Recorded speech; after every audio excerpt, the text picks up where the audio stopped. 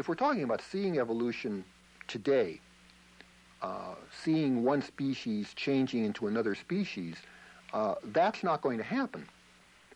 Although there must be, from an evolutionary perspective, many transitional forms out there, the likelihood of finding any one of them is extremely low.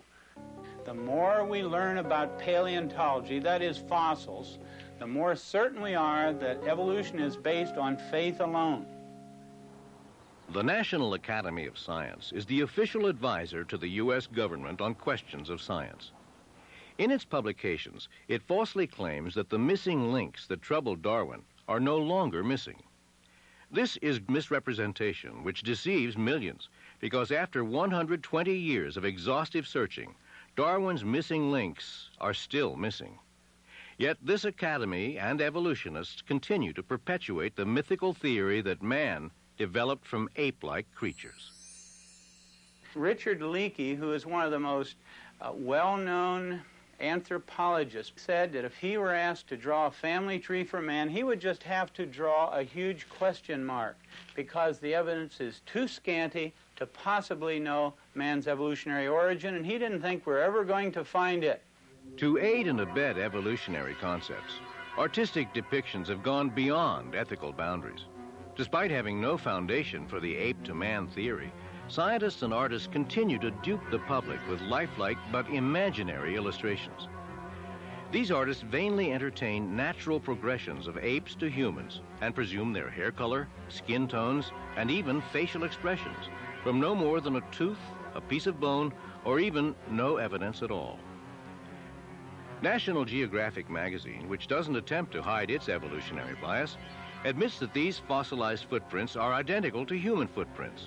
Yet artists take the liberty to accommodate evolutionary theory and illustrate ape-like features to fit ape-like creatures, all because biased dating processes insist that these footprints were found in rock layers said to exist before humans. Now, today we have evolutionists who would like us to believe there is solid evidence for evolution. Before the public, they generally create the impression that the evidence is just like solid gold, that man has evolved from some ape-like creature. Dr. Donald Johanson, director of the Institute of Human Origins, discovered Lucy, an alleged ape-to-man missing link. The human family and the ape family diverged and went on their own individual and separate evolutionary trajectories. We don't know precisely what the common ancestor was for that, but we know that it resembles something like what is called Ramapithecus. Ramapithecus. That was formed out of nothing but a fragment of a jaw and several teeth. And for many, many years, Ramapithecus was held up as our ape-like ancestor. But now Dr. Pilbeam at the Yale-Harvard Peabody Museum, when I interviewed him, he said, we have found about 40 of these creatures now, some of them fairly complete, and they are not on the direct line to becoming man at all. They're more like an orangutan. Dr. Pilbeam of Yale, who first claimed that Ramapithecus was an ancestor of man, now suggests that it isn't. Yet evolutionists continue to cite Ramapithecus as an ape-man link. Another so-called missing link, Java Man, was concocted by Eugene Dubois when he found an ape-like skull fragment, and then 50 feet away he found a human leg bone. However, just before he died, Dubois confessed that he'd also found 2 human skulls at this same location, and he admitted that the skull fragment belonged to a gibbon and not to an ape man. Homo erectus is probably best known as Java Man. And it was at this stage in human evolution that they began to make and use these large triangular hand axes, brains expanded over 1,000 cc's, body proportions similar to ours evolved, and we were firmly on the road to later hominids, including modern humans. This hoax is still accepted by evolutionists today, and it's presented to the public as a true missing link. If you think the Java Man hoax is incredible, wait until you hear all the facts surrounding Johansson's Lucy, this little 3.5-foot adult skeleton, which looks just like a chimpanzee. As you know, Lucy was found in 1974, and sometimes I refer to her as the woman who shook up man's family tree, because she represents for us the oldest, most complete skeleton we have of any human ancestor known to anthropologists. Now, the species Australopithecus afarensis, as represented by Lucy, is a species that we feel is ancestral to modern humans.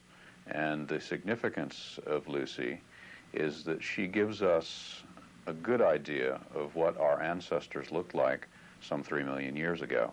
We can learn from her skeleton about the way that she walked, for example. When we look at her knee joint, when we look at her pelvis, we see that she walked like you and I, instead of like a chimpanzee.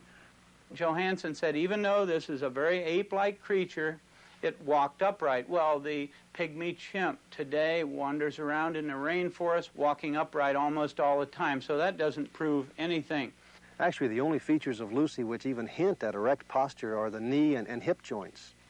Dr. Charles Oxnard, with a sophisticated computer analysis, has concluded that Johansen's claims for the hip are unfounded, and it must be pointed out that the knee was not even found with Lucy. This knee joint was found over a mile away, 200 feet deeper than the other bones. She comes closer to representing, I think, what the average person thinks of as the missing link than any other fossil we had ever found in Africa. So she has extraordinary importance in terms of understanding the very earliest phases of human evolution. Richard Leakey and others are now claiming that, in all likelihood, Lucy is really a mosaic of 2 or more species. This isn't funny. What is funny is that they claim that creation isn't scientific. The next thing back was Piltdown Man. Here was a case where a human skull had been doctored up along with a jaw of an orangutan to make the jaw look somewhat human. The teeth were filed. It turned out to be a pure fraud. Piltdown Man was a purposeful fraud, and it fooled the world's greatest evolutionists simply because they so much wanted to believe that there was some evidence for evolution. Neanderthal man was originally found in the Neanderthal Valley of Germany. These creatures almost all looked very modern, but several of them, 2 or 3, had a very stooped-over, brutish appearance. Now, however, 2 scientists have gone over to the museums in Europe from Johns Hopkins University, got these bones out of the museums and x-rayed the ones that had a very stooped-over appearance. And lo and behold, they discovered that the stooped-over creatures had rickets or some vitamin D deficiency disease, such as arthritis. They have reclassified the Neanderthals from a separate species, now put them back into Homo sapiens, the same as modern man. Now, Brassica Man consisted of nothing but a single tooth. And around this single tooth, pictures were drawn showing an ape-like creature that had evolved into man. It turned out later that this tooth was nothing but the tooth of an extinct pig. And this is a case now where a pig made a monkey out of an evolutionist.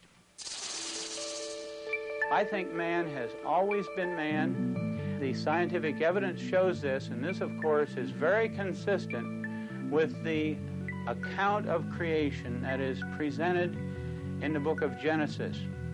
Behind closed doors, or occasionally when speaking very candidly, the evolutionists admit there is really no evidence that man evolved from the apes.